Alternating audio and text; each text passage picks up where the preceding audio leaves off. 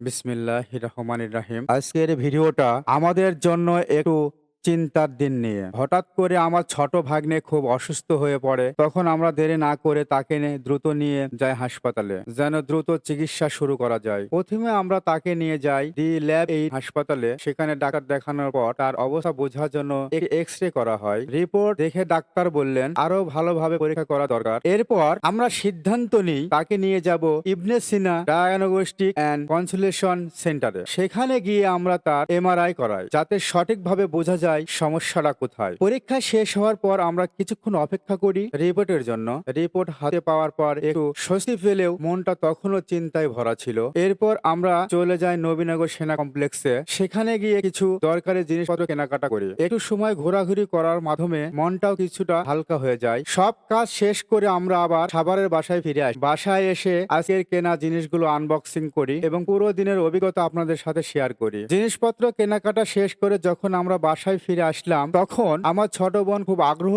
নিয়ে ব্যাগগুলো খুলতে শুরু করলো। এক এক করে সব জিনিস বের করে আনবক্সিং করছি, আর তার চোখে মুখে তখন অনেক আনন্দ আর খুশি দেখা যাচ্ছিল। হঠাৎ ছোট ছোট জিনিসেও যে এতটা খুশি হওয়া যায় সেটা তখন তার হাসি দেখেই বোঝা যাচ্ছিল। সারাদিনের ক্লান্তি আর দুশ্চিন্তার মাঝেও সেই মুহূর্তটা আমাদের সবার মুখে একটু হাসি নিয়ে এনে দিয়েছিল। ছোটদের খুশি দেখলে সত্যিই মনটা ভালো হয়ে যায়। জীবনে এমন কিছু দিন আসে যেগুলো আমাদের চিন্তায় ফেলে দেয়, কিন্তু আল্লাহর উপর ভরসা রাখলে সবকিছু সহজ হয়ে যায়। সবাই আমার ছোট ভাগ্নের জন্য দোয়া করবেন, যেন সে খুব দ্রুত সুস্থ হয়ে আবার আগের মতো হাসি খুশি হয়ে উঠতে পারে। ভিডিওটা শেষ পর্যন্ত দেখার জন্য আপনাদের সবাইকে অনেক ধন্যবাদ। ভিডিওটা ভালো লাগলে অবশ্যই লাইক, কমেন্ট এবং শেয়ার করবেন, আর নতুন হলে চ্যানেলটি সাবস্ক্রাইব করতে ভুলবেন না। Thank you.